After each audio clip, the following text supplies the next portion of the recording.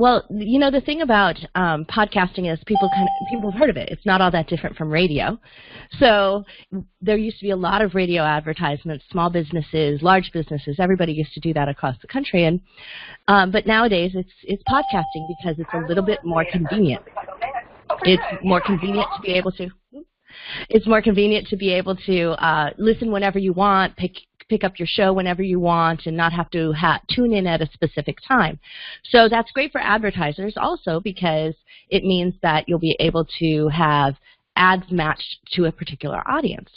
So what has happened over the last couple of years in podcasting, unlike radio, which is very generalized to a region, podcasting has got very specific in topics and types of people. So it attracts a very specific customer base, which can be very good for particular businesses. So we started dabbling in it a couple of years ago and found that it was the best way for us to digital market, and it was the best place to start to do all of this digital marketing because we've moved into a world that's very content-based. How much information can you put out each day on social media, on your blog, on, you know, out everywhere, on video? How much information can you get out there? And so because everything's so content-based, it was intensive. And for us, podcasting became a quick and an easy way for us to do that in a very consolidated way. And so people started saying, well, how are you doing this? You're doing 30 posts a month and everything's original and this is so cool. How are you managing that? And we said, well, we have a whole system and we have a whole team. And then people asked us, can you do it for me? And we'd say, okay, sure, yeah, we'll add you onto our team. And that's how our business, this part of our business grew into what it is today, which is Brandcasting You and Brandcasters. And it really is ideal thing for someone who's busy, someone who has a small business, someone who has lots of other things going on, but they really need to attract the right audience, and they really need to go through and explain lots of things about their business or lots of tips and lots of ways to help. So we have all kinds of podcasters, health and fitness. We have doctors who have local practices who've seen them grow, dentists. We have lots of entrepreneurs, of course. We also have former sports celebrities who have, you know, maybe practices that are helping train young people in their region. Who else do we have, Tom? Oh, gosh. We have, you know, it's everywhere from the really small startup entrepreneur and startup small business that could be a consultant of some kind to also all the way up to even large magazines. We have you know, Esquire magazine and Popular Mechanics magazine podcast. So it's Coca-Cola is coming on. So yeah, there's a corporate play for it as well. Many corporations are putting out podcasts as trainings, as customer information. It's sort of like instead of doing the call, they're doing it in podcasting, and it just gives a more convenient way to spread out the information. So what Brandcasting You does is it's a very full service, and that's what we really want to. This is for busy people. This is for the people who don't want to do the tech part of anything. They don't want to spend a lot of time. They're simply going to start by talking about their topic and talking to their audience and getting very specific in one thing. And then our job is to take that and proliferate that into the podcast itself, well edited, into blog, which is really critically important, and into graphics and other things that they will be able to have their social media team use or use in their own social media if they do it themselves.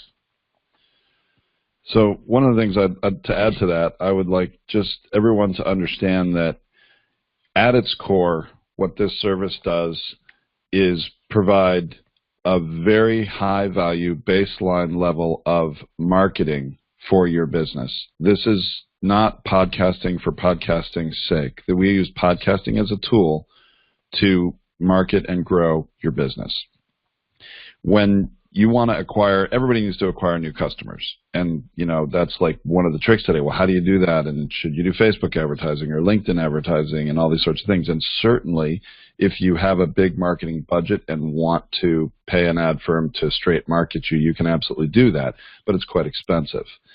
This process provides the same kind of benefit in a more organic way by creating content for your website.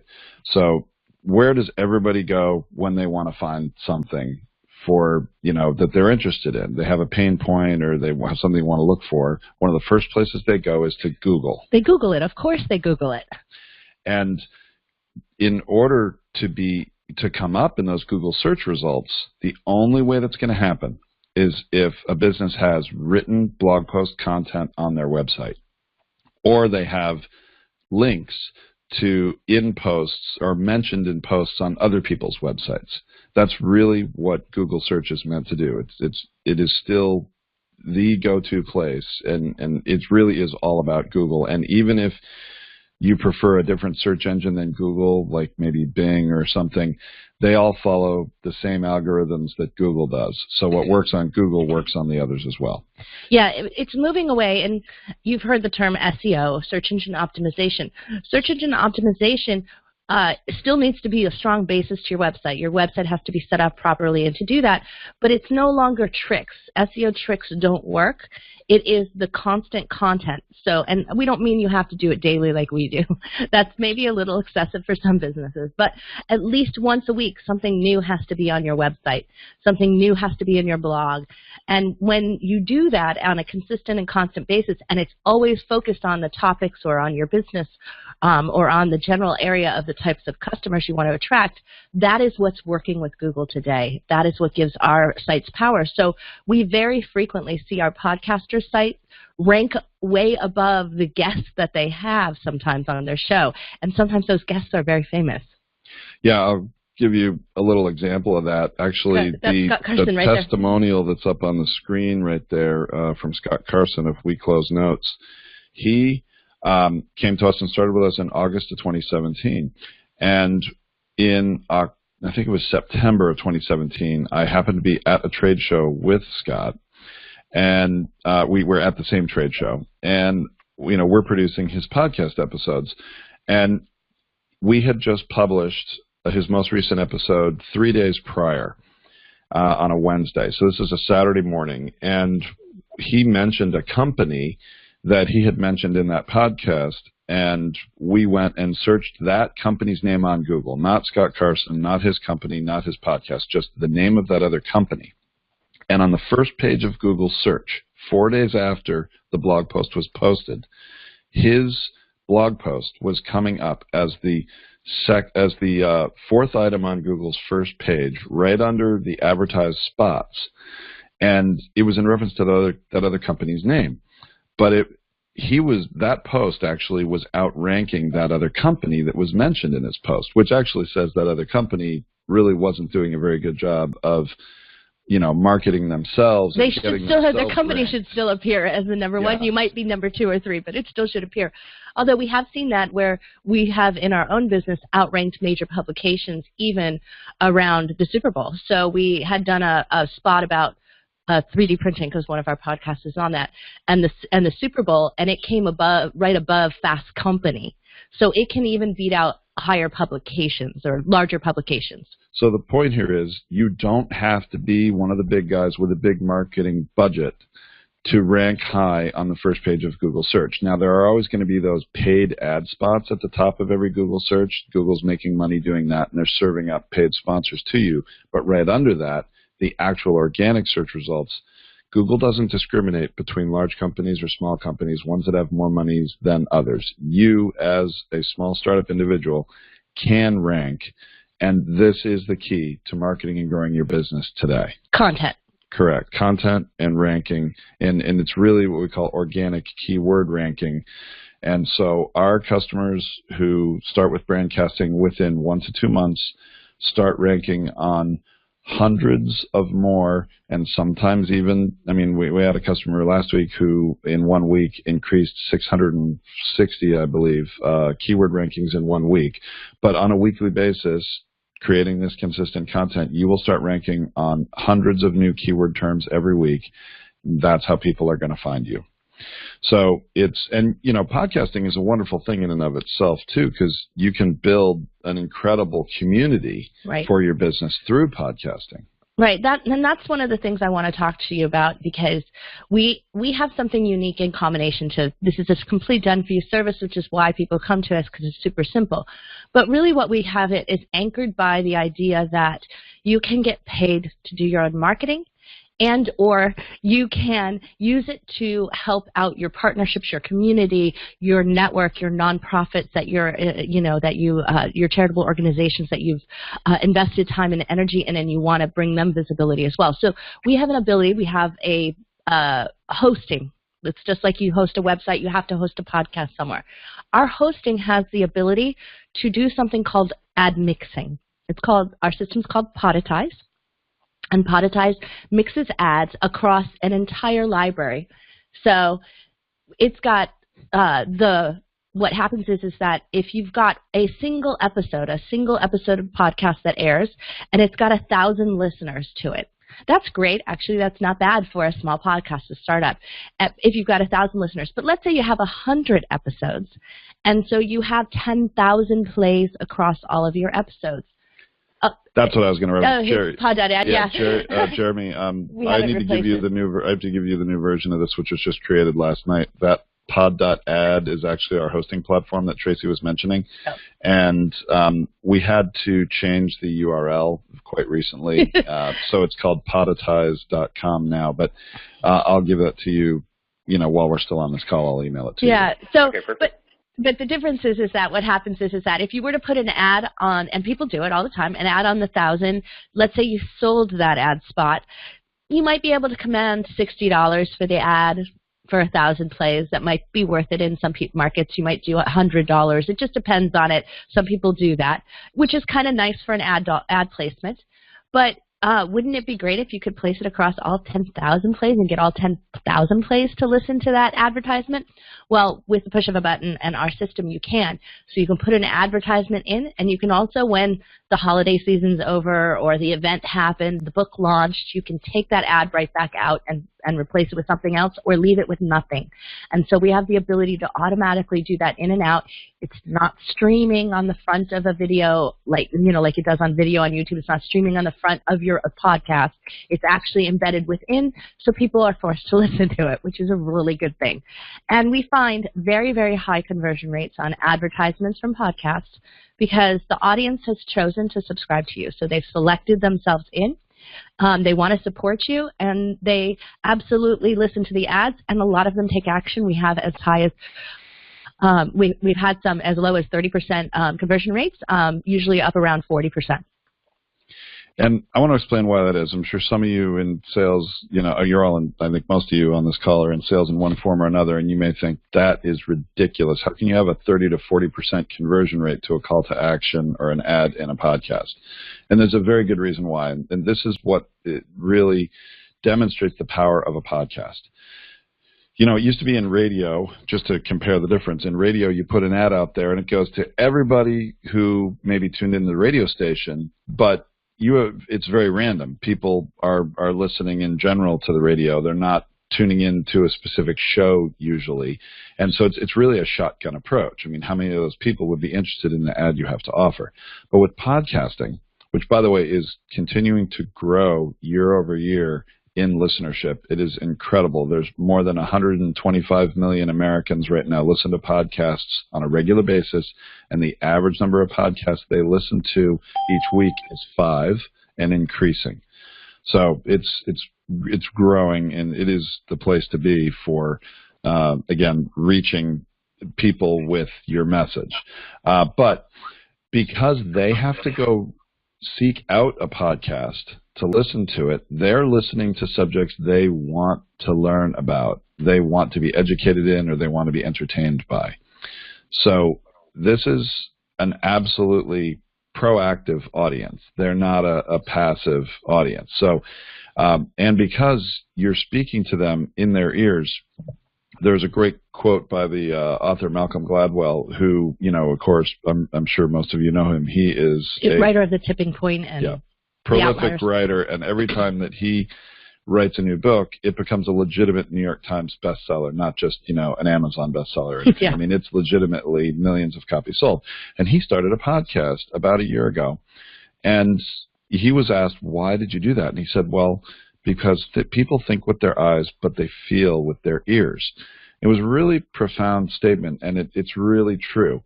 For those of you in sales, you know that if you can make your them laugh, or you can make them cry, or you can just touch them and make them feel something, they're more likely to buy.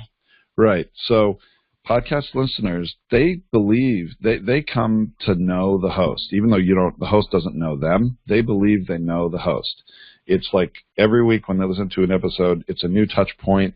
And, it's building trust before they've even ever, contacted you for anything. Why don't you tell them a little bit about Kevin Pecca?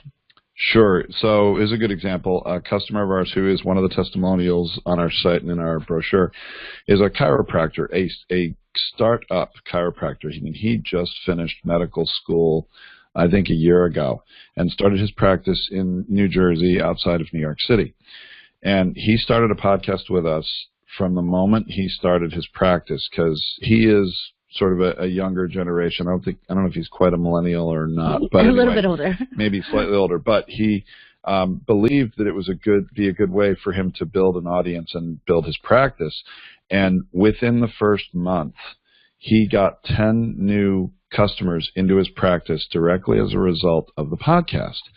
And it really does, Tracy's right, it really does demonstrate the power of a podcast. And what we're telling you that people feel with their ears is that when they would listen to the podcast, they would be much more interested in coming in and being a patient of his, because they already believe they know him. They've heard other testimonials through the podcast, other people's stories about how he's helped them, or others that have been helped through the kind of medical practice that he has. But what they're doing is they're building trust with the host. They're building trust with Dr. Pecca. And getting this sort of sense of who he is and how he's going to treat them and how hard he's going to work to make them better. And so that builds the trust. The other thing that he does is he uses it when someone comes in for a consultation and then they're kind of on the fence about, becoming a full-time patient or whether or not this is going to work for them. He walks them out, he thanks them for the visit, and he says, oh, and by the way, listen to episode number 9 or 7. I think that's really going to help you make some progress on your issue, whether you come back here or not. Right. And he says whenever he sends them to listen to the podcast, they always come back and sign up with him.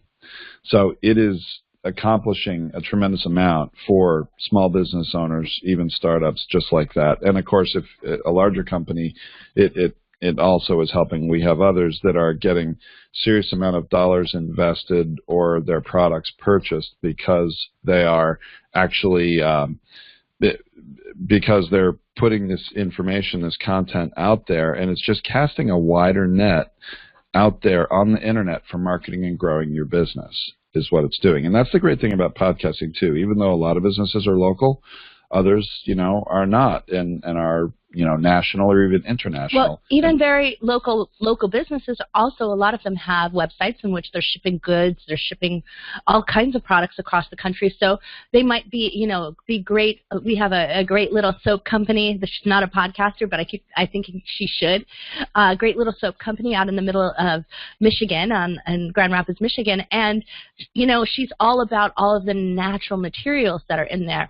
Great subject for a podcast where she can really talk about natural products and all of those things, and it's going to boost the sales of her core product as well.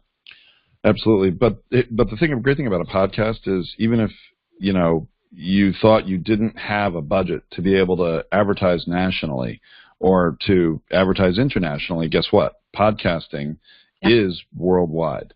When you put a podcast out, anybody across the entire world can and will listen. Even Dr. Kevin Pecca, we were talking about before, he has listeners from all over the world, and they do write in and they wish they, could be his patient, but he helps them, as much as he has time to, and is building that kind of community, but it's also building his local business. So again, just the power of podcasting, speaking into people's ears, it's quite powerful, and it can increase as a business, not only your touch points with customers, break down those trust barriers quickly, but it also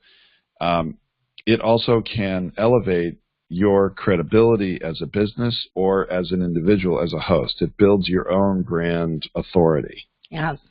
One of the things that we do with all of our clients is we guide them through the process. So we'll sit down and strategize with them. We'll make sure that they have what they need in terms of making sure that the podcast is named properly, described properly, that it's going to attract an audience, that it's going to have the business goals that it has, that the strategy for how it's developed happens that way, and for how we execute it that way on their behalf, so that everything is done. They never have to think about all of those things. It just does it for you. Now, Jeremy has our brochure up with a testimonial, and this is a great little thing I want to mention that's a part of our service.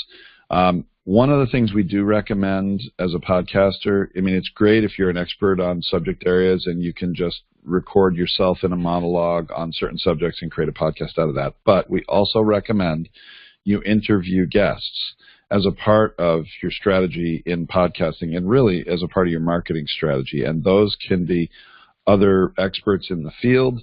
It could be even your clients. You could be interviewing, case studies potentially for other potential customers or clients. And here's the power of the guest strategy. When you interview a guest, and the podcast and blog post are published, what we do, we have an automated guest communication system. So when you submit your episode for production, as long as you provide your guest's name and email, that guest will get a automated email after the episode is published with all the links and assets, graphics, things like that, to be able to push it out to their followers, their audience, their social media channels.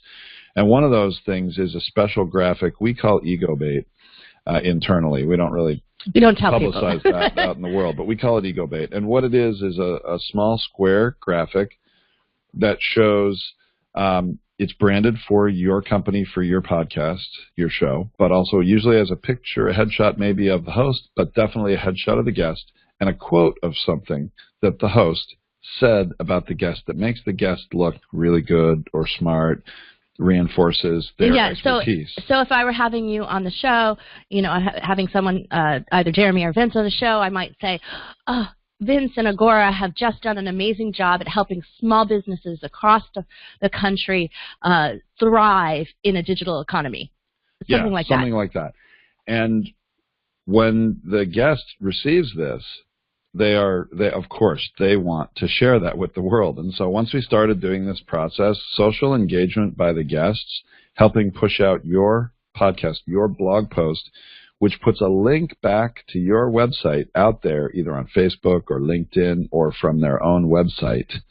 And that's very powerful. A backlink is another very important, in addition to those organic keywords you search on Google search, it's another very important aspect of marketing your business. The more places there are links back to your site out there on the internet, the more people are going to find you. Yeah, the more they can find you, the more they can get you, and the more powerful those links are. So when you have guests that are, even bigger experts in your industry or in areas in which they can be influential, that adds to your credibility. And so that's what we try to do there.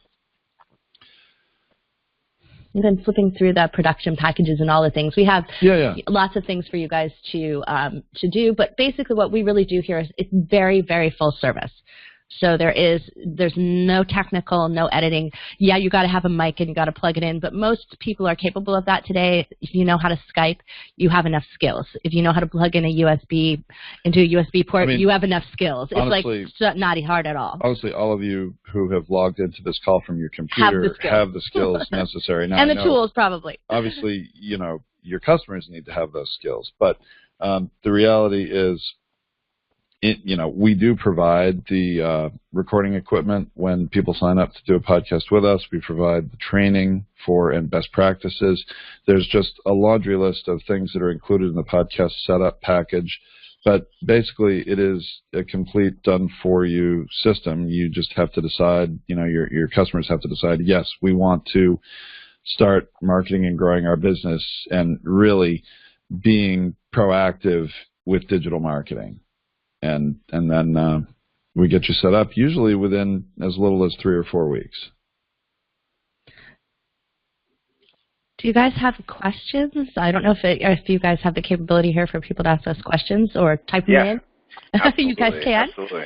I think this is a good spot to take a little bit of a break and definitely open up for questions. So I know we've just gone over a little bit, and for some of you on the phone, this may be a little bit new. I'm sure everybody's heard of podcasting, but not necessarily from the be able to use it as a marketing tool for businesses. So we'd love to hear the questions. And until there is a question, I'll mention a couple other probably interesting facts. I think that a lot of people in business today, everybody knows, it's pretty much a prerequisite that you have to have a website to be in business today. And I'm sure many people and a social page usually. Yeah, social, right. And I'm sure many people understand that, in terms of modern SEO, and this is not just, like Tracy said, it's not SEO tricks. I mean, this is organic SEO, and Google will continue to value original written content on your site, but you've got to create written content. So, I'm sure many people may think, well, all right, I need to get someone on my staff just to write some more blogs, put them on my website, or I'll do it myself if you're really, a solopreneur type of person. But the average blog post usually takes people to write one at least 3 hours, usually 3 to 4 hours to write about a 1,500-word blog post. You agonize over it. You want it to be perfect. Well, no, most people tend to write around a 600 word. Oh, 600, yeah. Which is what people think you need, but actually you need much longer. The best blog posts are somewhere around 2,500 words. Or higher. Right. That the minimum really is about 2,500 words today. And the reality is you can speak your way to a 2,500-word blog post through podcasting in about 10 or 15 minutes. I can. Yeah, and if you podcast for 25, 30 minutes, you're going to have a 4,000 to 5,000 word long blog post. So which some of our customers were like, oh, I don't want these long posts on our page, but they do very, very well. Actually, because it's not, the short posts are for people who don't know what they're looking for. It's kind of like, should I read this, flip through it, that kind of thing. But when someone's interested, they heard something they were interested in when you were on the air, and now they want to go and dive deep. They want to read through it. They want to make sure they get to all the links. They want to see the images that accompany it. So many people who listen to the podcast, when they want to dive deeper, they know to come to the blog post, and they come there and they do read the whole thing. Well, but I'll tell you, the blog post honestly is there more for Google than in terms of all the number of words than it is for people to actually visit and read on your site. Some people will, but it's really there for Google. But what it also becomes is really a resource for your listeners. Podcasters, we always, we always train them so that they're telling their listeners, hey, I know some of you are driving to work or riding the commuter rail and, don't have to worry about it now, but come to the blog post on our website at whatever.com for the blog post for this episode to get all the links to the companies we're talking about, or to see this video that we're referencing, or to see images relevant to what we're talking about. You make your website a resource and the hub for your community. And this is the other thing about social media. A lot of people think, well, hey, I've got a social media person, and we're putting up Facebook live videos up on Facebook all the time, or we're doing YouTube live videos, or we're making posts on social media all the time. Well, that's great, and you need to be doing that and building followers on at least one or two social media platforms that are the main ones you think your customers are going to be on. But you want to always be posting things that are linking back to your website. It's very powerful backlink from Facebook. One of the biggest websites on the planet can have a link back to a post on your site. That's another thing that helps your SEO and helps your site traffic.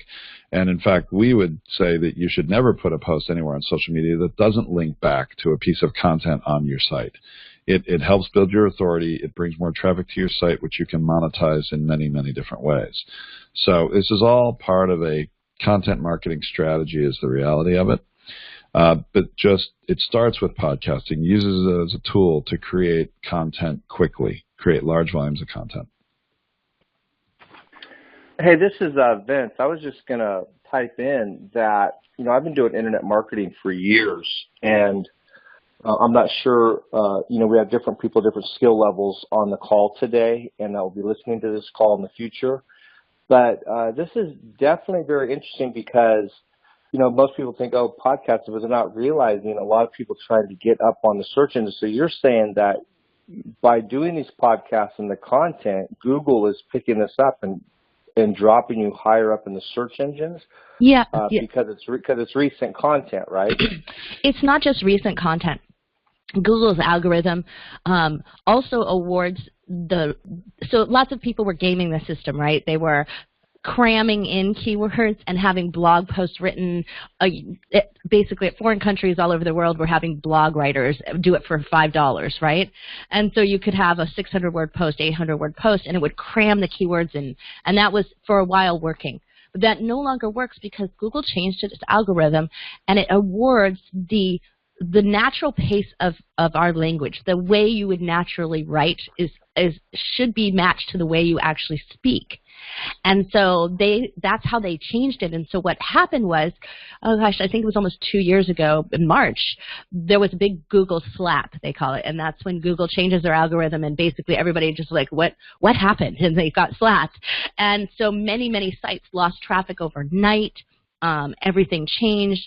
And what we found happened to us is, and we'd only been at that point almost a year almost a year podcasting at that point.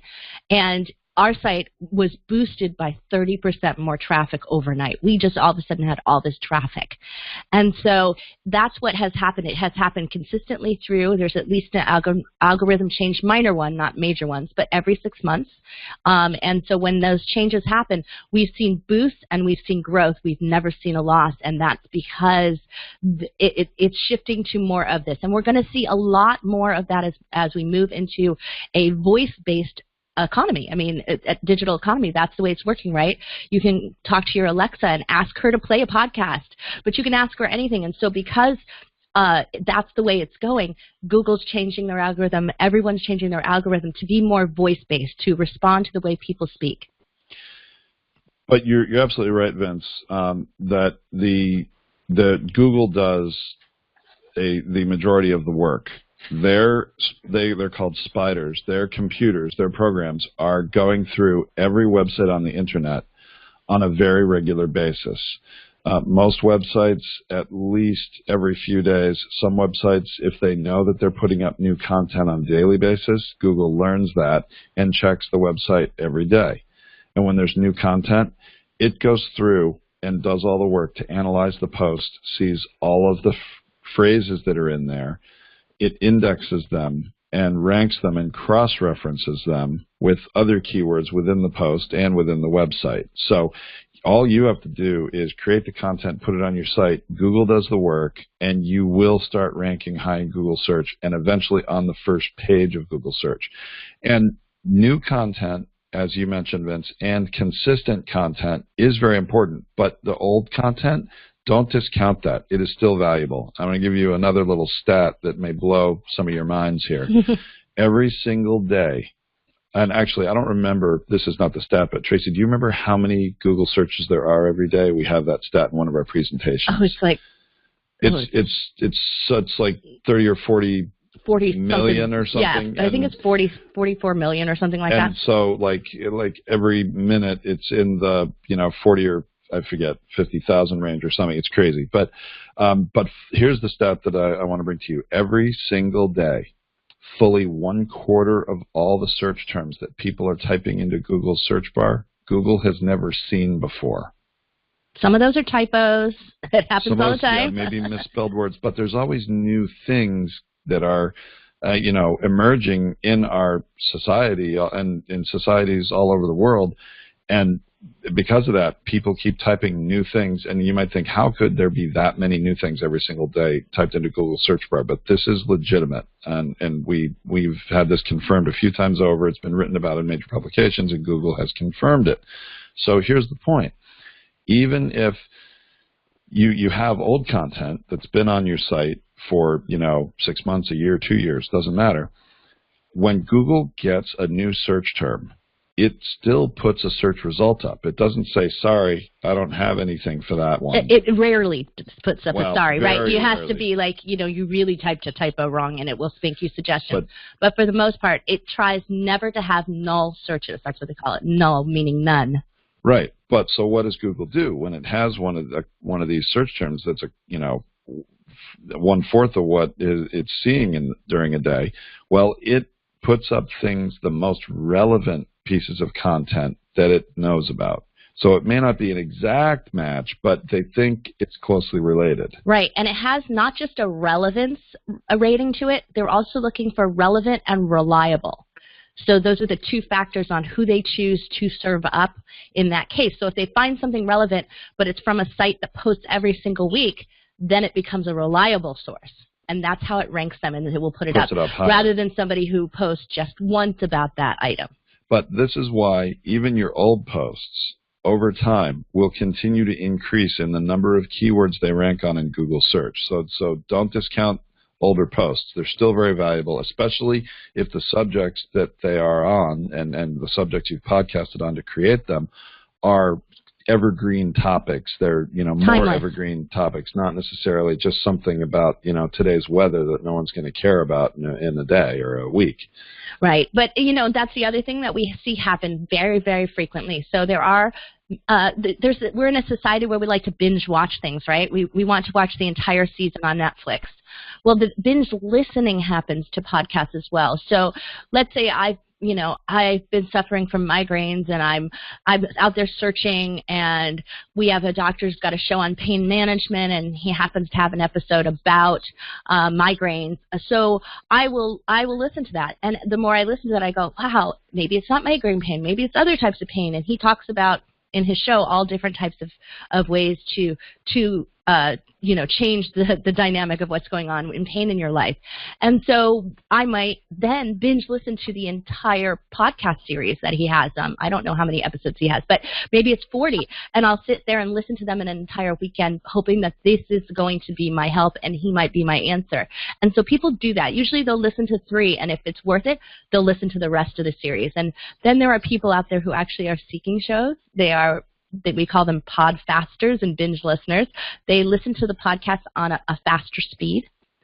And it doesn't sound like chipmunks. They actually sound good. And so they listen to them on a faster speed, and they binge listen, and they sometimes listen to 100 episodes in a week. And so they're looking for shows that have 50 episodes or more, and that's what they're out there doing. They're out there just trying to cram in knowledge. And they're actually a significant part of the marketplace. My understanding is they're about 27% of podcast listeners listen to many, many, many episodes and binge listen frequently. That's amazing. Hey, Jeremy, can you scroll down a little bit on that page you're on? Scroll a little farther down. Okay, stop right there. Can you guys talk about, go back up just a little, Jeremy. Up just a little bit. Right there, okay. And this section right here, it says our proprietary blog post creation that has proven to rank higher SEO than any other method. Can you talk about what makes you, I know you guys did a little earlier, but you're unique. Why go with you, basically? Like, what cutting edge on the market do you feel you have with this proprietary? So typical podcasters who learned how to do it themselves do use these transcription services, right? They'll drop their audio file onto rev.com or one of these other transcription services, and they'll just make a PDF and or take that transcription and just drop it into their blog post thinking that that's good enough. And what we found was that, first off, I don't want somebody to read all the typos or the misunderstandings, and I personally want more creative control and quality control over that. So that wasn't good enough for us. So we started editing the podcast, and so we have a triple transcription process. So we don't use a machine, we use humans, and that makes a big, big difference in understanding. And they're all employees of our company. There's no subcontractors or part-timers. And so they get to know the podcast. They get to know the lingo, because it happens. You're you might be in a tech industry, or you might be in a medical field, and there's a lot of lingo there that they get to know over time, so they're much more accurate in their transcription. So the first level is transcription. The second level is definitely cleaning all of that up, making it read well, taking out those like weird little things where you repeat yourself, which happens all the time, but it takes it out, so it's not so much so obvious that it's a transcription. And then the third level is really final cleanup and copywriting. And so what we really do is rewrite leading paragraphs. So every single blog post doesn't start out with, "Hi, it's Tracy and Tom on the Feed Your Brand podcast." It doesn't start out the same way every single time. It starts out with those great leading paragraphs that have the SEO built into them that are drawing people in and drawing Google in, right? Drawing those spiders through. We also rewrite titles if necessary. Sometimes our podcasters like their titles. They want to choose them themselves. But we try to rewrite them and try to get them to agree to rewrite them because we are better at it for SEO purposes. And so that's what this process is that it's actually rewriting it. But we drop it into everyone's blog post page. No one has to do any work. We drop it right into the WordPress site, format it all so it looks really nice, add photos in there, breaking up all of that text so it's not this giant, 6,000 word, just straight, essay. We drop it in with pictures, break it up, make it look good for them, and everything is done for them and ready to go. Sometimes people want to look it over and then approve it and let it go live, but most of our clients just expect us to hit publish on the published date and time. And in addition, adding to what Tracy said, I want everyone to understand how important it is to have a well-rounded multimedia blog post. Yes. Putting up a blog post just with text is better than not putting it up, but Google will reward and rank higher posts that have a good mix of the written content and visual content. So if our clients have photos that they want to provide to include in the post, that's or great. Videos. They can do that, or videos. But we also will go out, it's a normal part of our standard operating procedure, to go out. We belong to lots of the stock photo sites out there, and we find good relevant photos that are relevant to what the subject being discussed to populate in the post. Each of those photos gets tagged with the keywords of the episode as well, the main keywords. And so then those photos end up getting in Google image searches and things coming up for the keywords people type in. All of these things are small pieces of the puzzle in creating a SEO supercharged blog post. Yeah, and so what happens is that many of the podcasters who learn the do-it-yourself system, just the way we did a few years ago, when you learn this, they don't tell you all the secrets to doing this. They're like, oh yeah, just put up a transcript, it'll be fine. And so you go through that process, but it doesn't have the same impact power. Many people just put a paragraph and then they might put bullet points. You're not serving yourself in that way, and so we found that this is what made the difference to gaining the SEO we required and wanted for our website. Hey, Tom and Tracy, we had a really good question come in through chat from Troy. Troy, would you like to ask them your question? There we go. I had myself muted. Yeah, I sometimes forget. My question is, my inclination would be that this is a much more useful service for a national brand or somebody that can sell anywhere in the nation, maybe a service role like we do as well, versus, let's say, a local entity in a particular town. Can you talk a little bit about the differences between a smaller regional client versus a national or a web service or something of that nature? Troy, do you have a particular type of business in mind that you were thinking? Not necessarily. I mean, I'm just thinking, a lot of businesses are much more geared towards serving their specific community. So it's much more, most of the stuff that they do is geo-targeted, right, versus someone who is maybe more of a national type of, or maybe even international today. Those lines can get crossed real quick. If you, let's say you have a website that sells products anywhere and everywhere, or maybe services. So that's kind of my... No, it's a good question, Troy. And what we have found, I was skeptical of that as well when we first started with some of the doctors and different local businesses that we have, where they have a more of a storefront in a way than many of us who work out of a home office or work out of a small office somewhere and serve international clients. So I was worried about that too, but we have been doing this for those clients for well over a year and a half. And what we found is that they do even better because you're geo-targeted automatically in your SEO.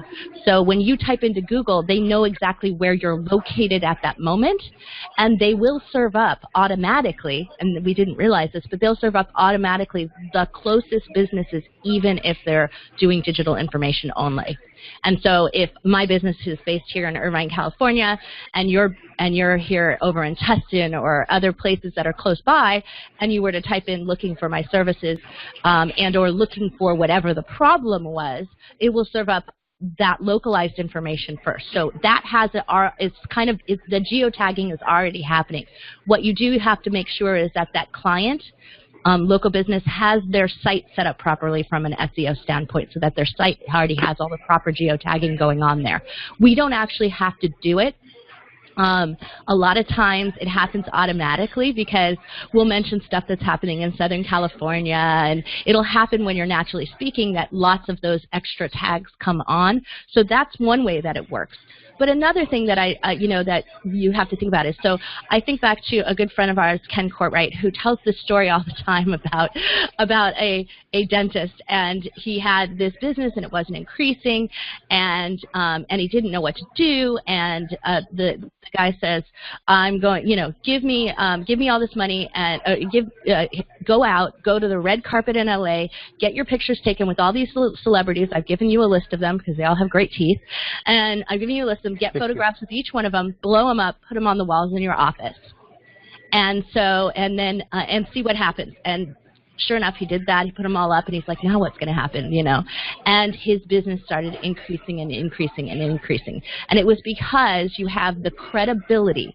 So when you have that kind of high-level referrals, when you have internationally recognized or nationally recognized, or you have that sort of outside validation coming in about how great you are, that helps, especially in a small and localized business. So that's one of the reasons why we recommend that sort of guest interview strategy.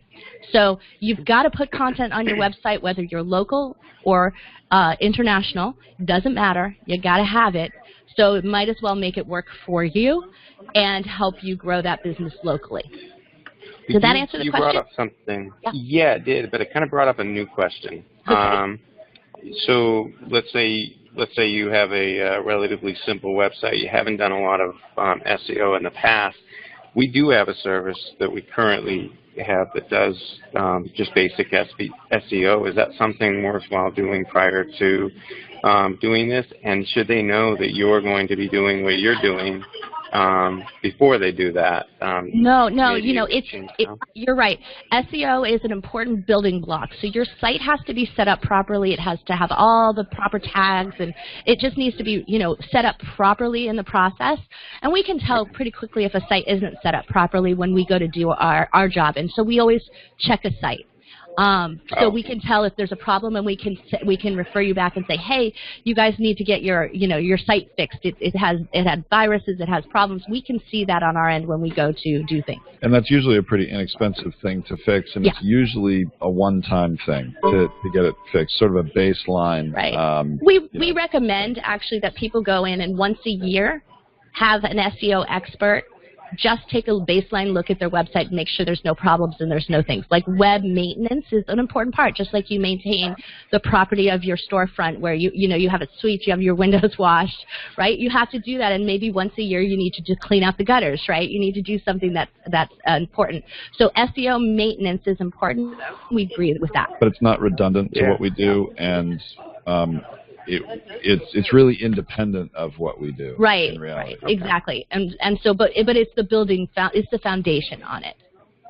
Right. Thank you. We actually I think Jim has a question. Yeah. Yeah, I was going to say real quick to add into that. We actually have a product in the marketplace. Jeremy, don't go there right now. I'm just going to mention to you, but it's called One Time SEO. It's like for $190. It's not Perfect. A monthly thing, but they'll go in and they'll clean everything up. And these guys are awesome. And we saw people get results even on the search engines just by this alone. So it's like $190. It's called Search Engine Optimization One Time. It's right there in the marketplace. So that can definitely handle that. Then they have the ongoing. But Troy, to add to that, when you're talking about being on Google, one of the things when I'm teaching the 5 pillars of the internet, you want to do multiple things because, the podcasting is it looks like it's going to help get you up high in the search engines, but you still got to handle your reviews, videos, and directories and other things like that. So, Jim, do you have a question? Yeah, yeah. Yep, I'm just interested in how quick the turnaround time is, and specifically what I'm thinking about is I've got some realtor friends here in California, but the problem is that within hours or days of a house going on the market, now, a very short period of time, it goes pending. And if I'm going to set up this blogging thing with them, they would need to turn around fairly quickly, in saying, hey, we got these houses out, and giving a description, then maybe going into, some sort of a loan package or other, things that a realtor or a loan officer would do. But they would need that posted fairly fast before that property goes pending elsewhere. How quickly can you guys basically go from, scratch to publish? I'll let Tom answer that in a second, but first thing I want to just kind of say to you is that may not be the best use of a podcast. So thinking about it, we do have a lot of real estate professionals who have various shows. Scott Carson's a note closer. They're usually talking about the topic of the area. They're usually trying to attract people who want to invest or, sell their property. So they have kind of a different model for it. It's like a business attractor to them as the professional. It's not about selling the house, because selling the house can be a little too timely information, which is a little more like Tom was saying, the weather report. We highly recommend, and we do have people who do video, and then we do the blog post from it. But I think in some respects, because a week later or 2 weeks later or a month later, that house is sold, and now it's unimportant. It's not helping the site at all. It may not be the best use of resources in that particular case. But to actually answer the question on speed, though. Tracy may be right about that, but I'll tell you, we do have some podcasters that record their podcasts live when they do it, and they're streaming them live, usually over Facebook when they do it. And that can be a video. It actually doesn't have to involve video. It can just be audio. But usually they stream it live, and then they submit it to us. We edit it, clean it up, and put it out as a podcast. Now, typical turnaround time for a podcast that's submitted to us before it's published on iTunes is we like to have them a week ahead if we're really going to do the full edit. We do have a couple of customers that do it daily, and we turn that around within 48 hours. Now, that still may be too slow for you in this context, but we also, it all depends on how much cleanup or editing you're willing to forego. If the timeliness was really important on a podcast, we could get it up the same day or the next day at the latest if we weren't going through and doing a tremendous amount of editing. Our typical podcast editing makes you sound your best, and if there's a guest, your guests sound their best. We're going to remove every awkward pause, every and ah that's within there, and you're going to sound like you're, a big national broadcaster in terms of every time I've cleared my throat here, that's gone, right? So that's what takes some time, and then the blog post does take a little time as well. But like I said, we have a few arrangements where they give it to us, and we do turn it around quickly. The staff is expecting it every day or however frequently they're doing it, and turn it around very quickly. But it's a good question. We have a general standard, though, right? Well, I told them generally for most podcasters, we like them to submit it a week in advance so that full high quality job can be done and with no problem. But there are exceptions. Are you guys able to, kind of a follow up to that? Are you guys able to splice two of them together and then kind of like remove apart later. What I'm thinking is that the main theme of, you know, the whatever the cast is, they've got a main theme to it, but then there's like a deal of the day, and which could apply to the realtors, could apply to sales in general. And then after the deal of the day is kind of done, a week or so later, something like that, that part is removed, and the main part of the you know, the theme is left on the site. Yes. That's actually a perfect great use example of our ad mixing system. And so instead of thinking it like an ad, it's the deal of the day. So you have your general show, which is about basic information that is, you know, might attract your audience, and you do all of that, and that's recorded in itself. You record the deals of the day separately as if they're their own separate ad, and our system would mix them in and take them out, you know, at whatever random times that you wanted to. So every 3 days it would circulate to a new set of deals. Basically, you could dictate a schedule and an order of those deals of the day. You want to rotate them on a regular basis. You can, you or we as a part of the done for you service can determine the times or places, timestamps, places within the episode where you want these deals of the day to go, and they can be put in anywhere you want. So yeah, that would be a great advantage of our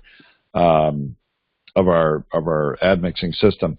But just to further answer that question, we can do audio surgery on any episodes. We have some customers that give us their podcasts in literally 12 different segments, and we can cut them together any which way. We add transition sounds if they're needed.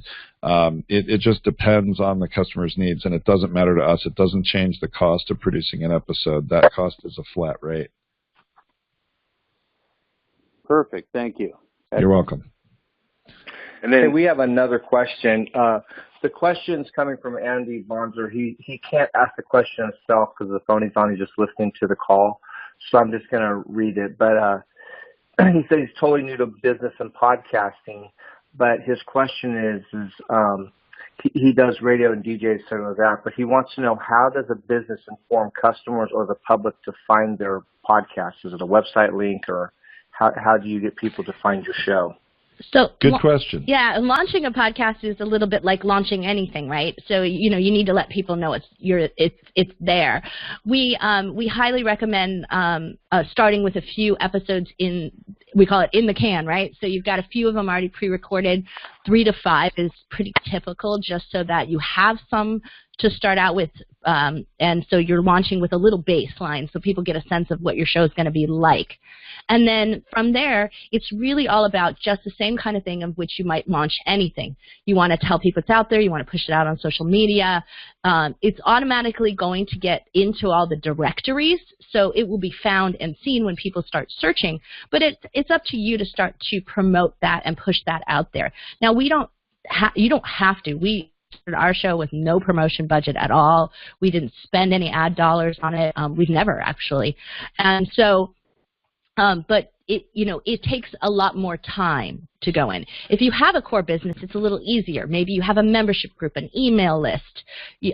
Many people have a funnel. We have a couple of customers who have done a mini funnel or have a full funnel, and they have a couple 100,000 people on their email list, but they don't interact with them. They don't do enough with them. And so the podcast gave them the ability to go back and mine that list without sending them a new sales message, right? It gave them a chance to be able to go back in and offer them more free things, because a podcast is free and they can listen to it. And so they would go back in and they would send out one a week, one every couple of days to their list. And what they found was that list started to convert. It also had less of an attrition rate, so people didn't unsubscribe as fast as they used to. And I'll add a little bit to that. So let's say you don't have a big email list. You don't have a big social media following yet. And you're wanting to know, how am I going to get people to find my show and listen? Well, okay, part of the service we provide is registering your show on all the different major channels, iTunes, Stitcher, Google Play, and TuneIn, where people listen to podcasts.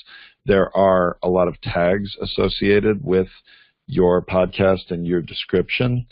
And those tags we would enter into your profile on iTunes and all those channels so that when people search on anything that is related to one of those subjects, they would find you. So that's if people are finding you. How are you going to push it out to them? Well, so as Tracy said, we're providing a lot of, quite a number of assets on a regular basis for you to push out on social media. We also have quite a large following on social media, and we push out the blog posts of all of our customers. So you get that kind of advantage working with us. But then this is also another reason for the guest strategy, and I see in your question that you were a few minutes late, so I don't know if you heard all about some of the early things we were talking about, but we would highly recommend for a new podcaster a combination of solo casts, meaning you as the expert or leader of your business talking about, different subjects that are related to your market and, what you are whatever's going to relate to your target market or audience, but also to interview guests. And guest strategies are one of the fastest ways to spread the word about your new podcast. And because when you interview a guest and then you publish the podcast and we publish the blog post about them, that guest gets all that information and they get assets that make them look really good, and they push them out to their audience, their followers, their email list. So you're drafting off of their popularity, their sharing, and you're helping to take some of their audience and some of their listeners and some of their followers in general and sort of send them back to yourself. And the last thing I would recommend as a strategy, especially if you don't have a big following yet, is to find other podcasts, and this is something we can also help you with, but to find other podcasts that are related. And podcasting is very cooperative. It's really not tremendously competitive in reality. And so, if you have a point of view, something unique to offer, you can get interviewed on other people's podcasts, and that's another way you can spread the word about your new show. Because podcast listeners are podcast fans, and so they want to try a new podcast. It's like, hey, if I already like this TV show, Netflix is going to serve me up another option. And so that's kind of what that's like doing, is like you're saying, if you're already interested in this subject, you might be interested in what I have to say as well. And so there's a cooperative there. And to be a guest on podcasts, there are very few podcasts that charge people to be guests, so that's going to cost you no money as well. Just a little bit of time. So I know great. That is great, and I know Andy's obviously not on audio, but did that answer your question, Andy? Maybe you can give us a thumbs up in the chat there just to make sure I took care of it for you.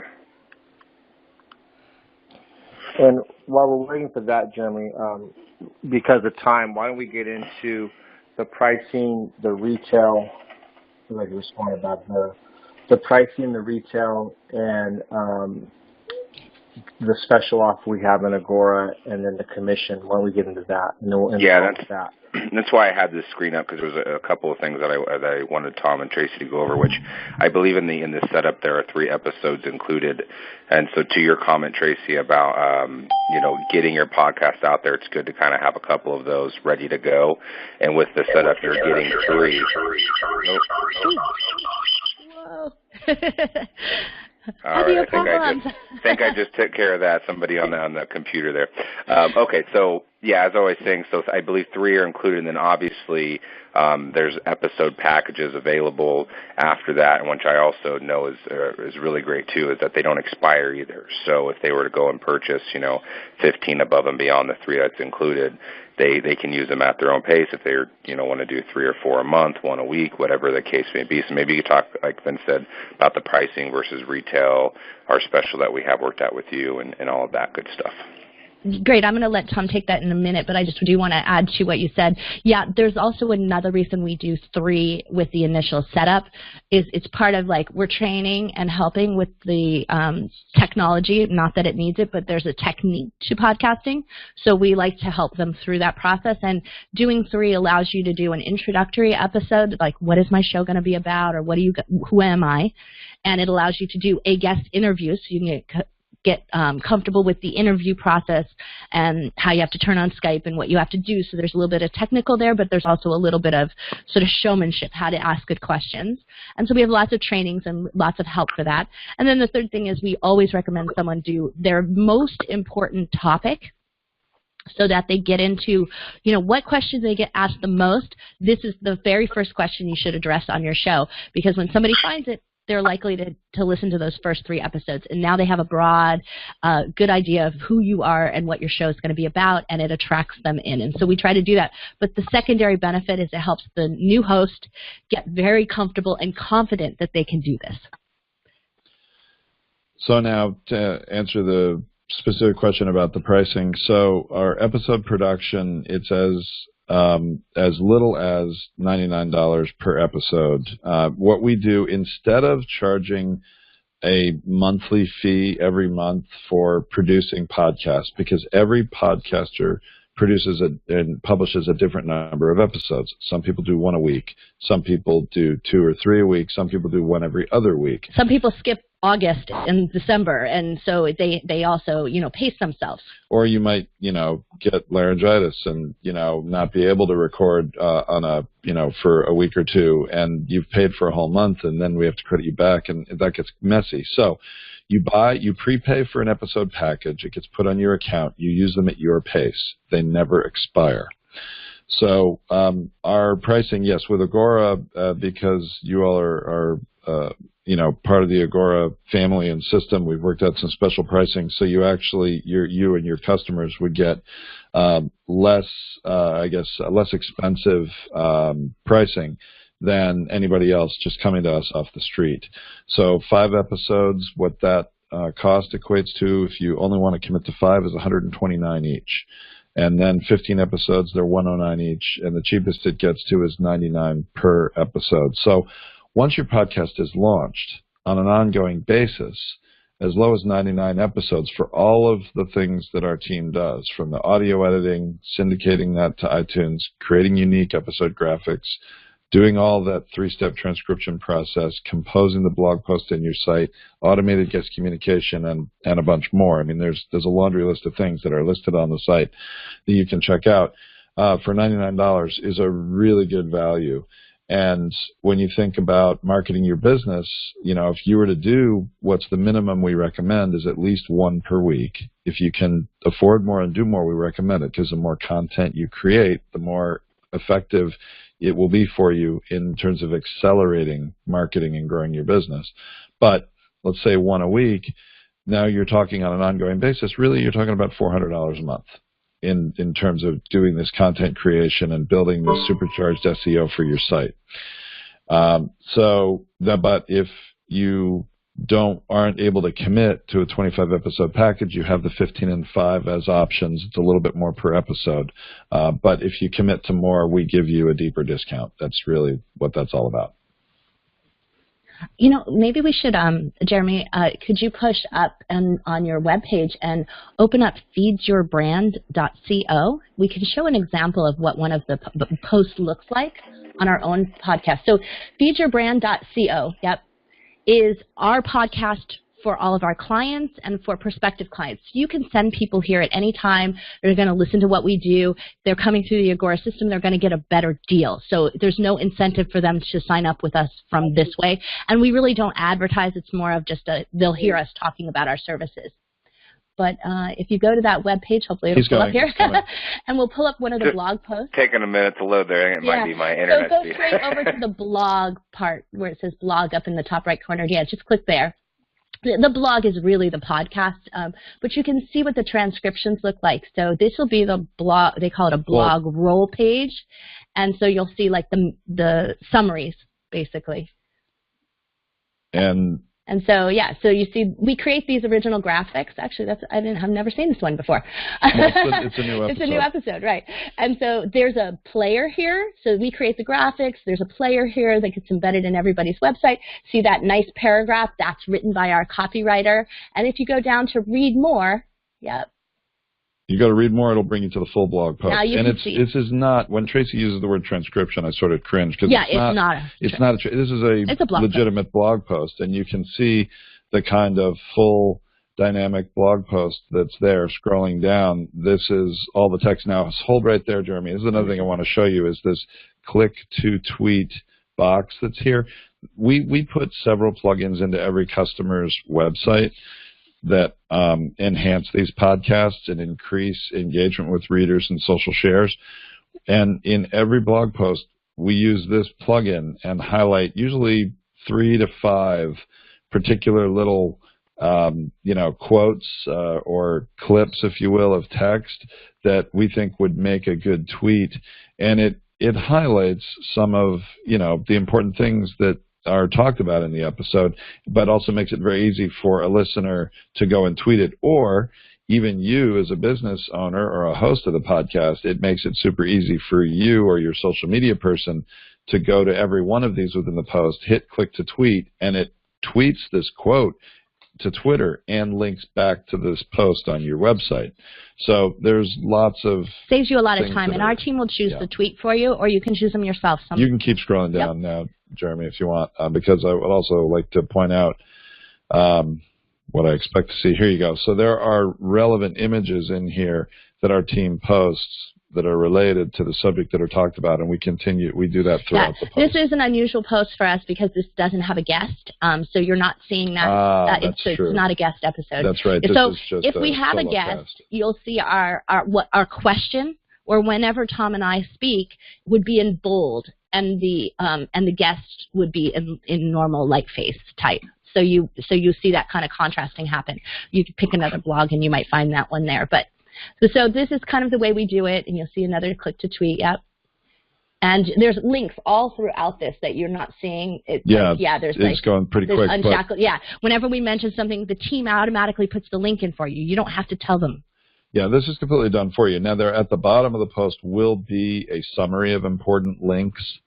So if you scroll all the way down. Our listeners know that if they were listening in the car and they just, oh my gosh, they talked about this thing called Unshackled Life, I just want to go find that. They'll know to come to the blog post and scroll down to the bottom. So that's what it looks like. I just wanted you guys to be aware of that, of what it looks like, and there's tons of other ones there. Oops. That's a great example. Thank you for having me. Yeah, but I would recommend any of your other listeners go to this website, feedyourbrand.co. Go look at the blog, and you can see a lot of our other posts that have. Scroll down a little on this page. Yeah. Keep going. If you go down. We got to put Agora up here. Yeah, we do have to put Agora up here. Agora up here. So see, this right here is a player. And that is a player that has all the episodes in them. And we put this player in everybody's website as well. Yeah, that's actually a paid plugin that we pay for. As a customer of ours, you get that. We have a special license. We can put it on any client's website so that when somebody finds your website from, let's say, a Google search, and they didn't know about you before, they find your website, they see you have a podcast right here on your site that can listen to any episode without going anywhere else. And then if they like it and they want to subscribe via iTunes, then they can go and do that. But they can listen right here on your site. And the great part about that is one of the metrics of ranking a site is how much time site visitors stay on your site. So when there is, somebody's listening to a podcast on here for 20 or 30 minutes, that's a lot of time they're spending on your site. So those help your overall site metrics. But if you scroll down a little more, Jeremy, I can pick another episode that keep going down. Episode 33. Yeah, there we go. Episode 33. Just click on that one, and then you can see a post that has. Don't play that. Click read more. Click read more. Read more. Okay, sorry. And then you can see a post that has a guest. Now, when it has a guest, we also put the guest bio into the post. We put usually a headshot of them into the post if you scroll down. We set up different kinds of templates for some customers, like the guest's headshot and bio to be right up top. You can see here's the guest's book. Cover is added here alongside, information about them. But you can also see the bold type is when Tracy or I are talking as the hosts, and then the light type is the guest. So it's a little bit more of a dynamic blog post when you have a guest, and there's more information to be displayed and shared. Yeah. Oh, this is great. So we can also put together a top list if you guys give us the top categories where you think you have clients, and as you mentioned, there's some real estate, there's probably lots of doctors, whatever those categories are. We can also put together an example so you can go to someone's site that is an example in the category of businesses you might have, and you can have that sort of hot list available to all of you guys to use in the sales process. So I saw in the chat there was another question from Troy. Yeah, there was. Troy, do you want to go ahead and ask your question? Yeah. Hey, I actually have a two-part question.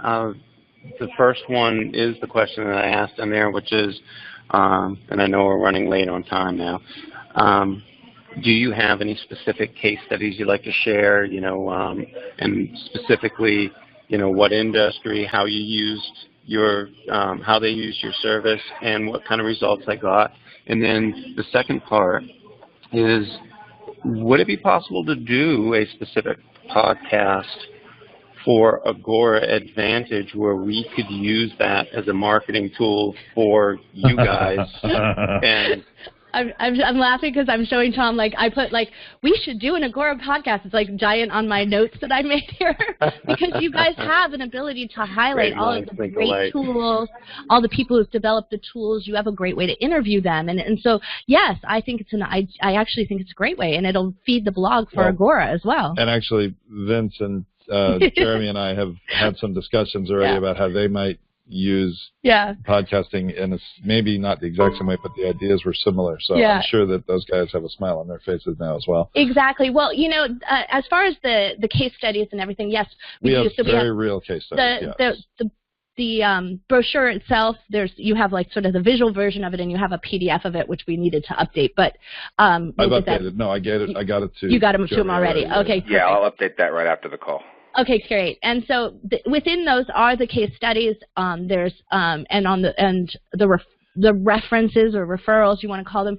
They're all there. They also have case studies, and they are within particular markets. We've tried to highlight the different markets, but we can also, like I said, put a hot list together of some examples, and we can include in that hot list for you results that those people have seen within it. So when we say, we're going to send you to a dentist's website, here's the dentist, here's the results they received, and then here's so that you could dynamically go with the customer and show them the website and let them look through it while you're on the phone or while you're in person with them. But in a general sense, I can just tell you a few things right now. What is consistent across all the different clients that we have, and they're all in business in one form or another, okay, is that we see their website traffic rise tremendously within the first 2 to 3 months. And actually, some of them we're seeing it more and more even within the first month, where we've seen website traffic double.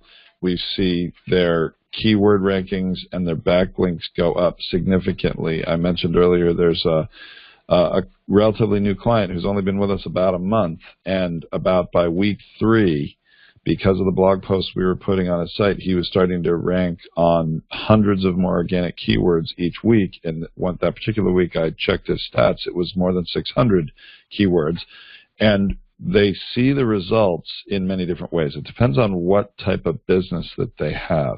They either see the results, in the case of the doctors or the dentists, in more patients, and the lifetime value of those patients is significant to them, well worth a tremendous return on the money and the time they're spending. Or they have other products that they sell on their website already. Maybe it's a company that sells certain courses, or they have a book that they're trying to sell or promoting, and they see increased engagement and opting into their lists or people going into their funnels. So there are many different metrics, even straight investment into their business. Right. Our real estate professionals tend to see other investors being attracted to them, and so they get investment dollars if they're doing property investment. And as a strict result of their podcast, like the Note Closer show is one of our testimonials, within the first 2 months, I think it was, I may be remembering that wrong, but it was very early on, he got more than $250,000 invested with his business, and his business is about, real estate investment. But he invests in notes, in particular distressed real estate notes. But he had people that came in and just because of learning about him through his podcast, then invested money with his business. And so I don't know what kind of percentage of volume that business was for him, but he was thrilled. Yeah, he was really happy with that. But there's also the high-end consultants, people who have complex things to sell.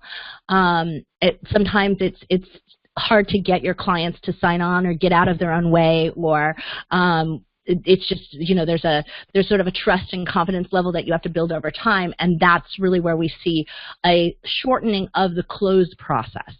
And that's where you can really benefit. So we have a high-end design consulting business that I run. Tom runs this business full-time, and I run the design consulting. And when we run that, what happens for me is that I actually get people who come to me and ask me for a quote, and I have a 100% close rate. Because by the time they're coming to me and ask me, they've already decided they're working with us, no matter what the quote turns out to be. And so they've already convinced themselves that we're the people to work for them, to do the work. Because they've listened to the podcast. Because they've listened to it. So that may be a case as well for some of the people.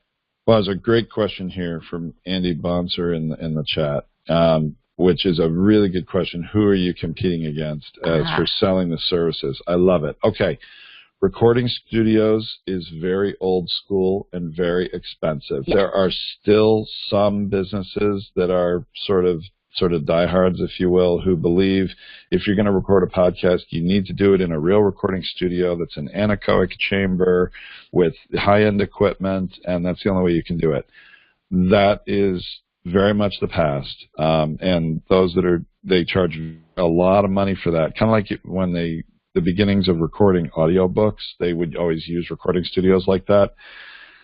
The businesses that I see doing that are paying $500 and $600 per podcast episode for studio time and editing time to record and do that. And they don't do what we do on the blog posting Not side. At all. None of them do. In fact, many of them subcontract to us to do that work right. for them. So that's really sort of yesterday. Who are you competing against? It's a good question. I'll tell you, the majority of the market for those that are considering getting into podcasting is really catering to a do-it-yourself audience. You'll find a lot of courses you can find online where you can learn how to become a podcaster. The biggest one is John Lee Dumas. He has it, Podcaster's Paradise, he calls it.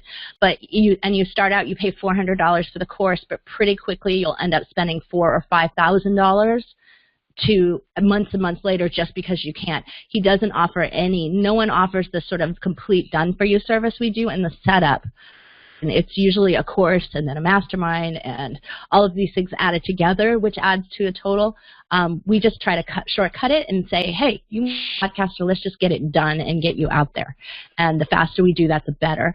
There are lots of digital marketing companies who have decided they're offering these services, or PR firms, marketing promotion. But again, they don't have they're not on the production side of it. Well, yeah, so let me help Andy understand this. Most of the time, if you are finding any businesses or customers of yours you're talking to that have thought about podcasting, considered it, if they have come across another business offering them services, it's usually a podcast producer, and I'm sort of with air quotes here, putting up podcast producer, who will help them maybe in some issues with recording, and then, produce their show for them. But 90% of those podcast producers are only going to be producing an audio show for them and not doing anything else but creating that show and publishing it and syndicating it for them on iTunes and those other channels.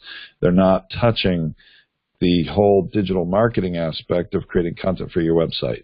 And I think the most important differentiator that we have is Poditize, is the ability to monetize a podcast through advertising, ad mixing, and all of these things.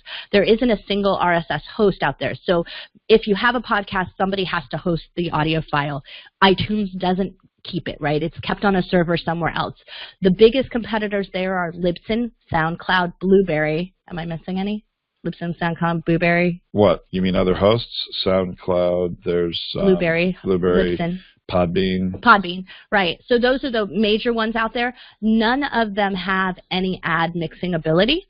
Libsyn has the closest, but you have to apply to be able to have your show ads. So you have no ability to do it yourself. You have no control. You have no and control. it's much more expensive than what we charge. Right. So none of them offer that, and so that's in and of itself is probably the biggest draw to us. But we're really strategically setting up podcasts with that in mind, with that fact that you have a business goal in mind. We're not setting up a podcast for you to be a professional DJ, for you to be a professional host. We're setting up podcasts for you to utilize it to make your business grow. And in terms of also those, the businesses you list here, car dealers, educational institutions, realtors, etc., who would be interested in marketing their business using podcasting. I think those are great examples of businesses. Psychiatrists. We have a hypnotherapist who's starting one. So there are those kinds of service-based businesses are very likely interested because they spend a lot of time trying to explain what they do and or close and attract clients. So those types of service-based businesses have those issues. And there was another thing I was going to say about that. Sales trainers, coaches, yeah, absolutely. Oh, Brian definitely. Tracy types are ideal. We have tons of those. Yes, they all need to differentiate themselves. They all usually have, maybe they have some low-end entry products, but they usually have higher ticket price masterminds or courses or events that they want to try to sell people into. And that sales process takes a long time, and podcasting really can help. To, do a lot of that sales for you before you actually have that first call. So, pardon me. There was something else about the competitive companies. Oh, yeah. Here's the other thing. Most podcasters, if they do recognize the value in creating the written content for their website, they don't have, there's really, I don't know of any other full-service companies that provide the full level of service that we do to do it all in one for one price in one shot. Usually people end up hiring, multiple VAs, utilizing administrative staff they already have within their company who, have other jobs, and it's done very piecemeal, and it's not very efficient, and usually ends up costing them more than just paying the $99 an episode to have us do it. Which is why we ended up with all of Hearst publications. So that's why we have Popular Mechanics, and we have and what's it? Esquire just came on board, and why Coca-Cola, even a big corporation like that, they have a huge marketing department, but they still want us to come in and do it because we also have this sort of ongoing professional knowledge is what's changing in SEO, what's changing in this, and we adapt across all of our podcasts so that information stays updated. Their department would have to build that knowledge base as well. Well, Tom and Tracy, we really can't thank you enough for taking the time that you guys did today with us and going over all this. I'm very excited about being able to bring this to the marketplace, and we're getting some thank yous in the chats, and we had some great questions from Andy and from Troy and Jim. So thank you guys for taking the time and the detail to go over those. I just want to kind of wrap up the call here with the commission, and I've had that up on the screen for a few minutes now, so I think most of you guys have had an opportunity to kind of look that over, and of course it's in the marketplace under the commission tabs. Most of the items you'll see in here are one-times. The setup is a one-time, and that includes a great deal of features and benefits, including 3 episodes, and that's all listed in the plan section as far as what you're getting. And then the episodes, those are basically a per purchase, so the commissions on those are one time. So if one of your customers purchases a 15 or 25 episode package, you're going to get the commission each time they purchase that. And then there is either a basic hosting and then a hosting that includes ad insertion and swapping. So a couple different ways, a couple different options for hosting as well. And then so that's pretty much it there. It's pretty straightforward. So most of it's a one-time. There are a couple of monthlies, so a little bit of residuals built in there for us as well. And then if you guys didn't pick up on me going to the forms tab earlier, and then as well there's the visit special offer site. So when a client is ready to purchase, or if somebody here on this phone really wants to start doing some podcasting, you guys are obviously more than welcome to purchase this yourself. You'll go either to the form section and click where it says click here, or just click on the visit special offer site. And this again outlines the setup pricing, what's included, as well as the packages. And if you click on get started now, you'll see that there is a comment there. Somewhere in here, someone selecting our podcast setup package, you will be required to select a hosting subscription. So you're going to have this set up, and then I'm assuming you absolutely can purchase some additional episodes right out of the gate. I'm sure you guys probably recommend to do that, and then select your hosting, and you're going to add that to cart, and great description section down here as well. So I just wanted to end with that so everybody has a little bit better understanding of the pricing, the commission earnings, and just some of those details. So we thank Tom and Tracy, really thank you guys so much for spending time with us today. We're very happy to have you on here. Great questions from our audience today. And just want to again say thank you. Great call, and we will talk to you soon. Thank you. Thank you.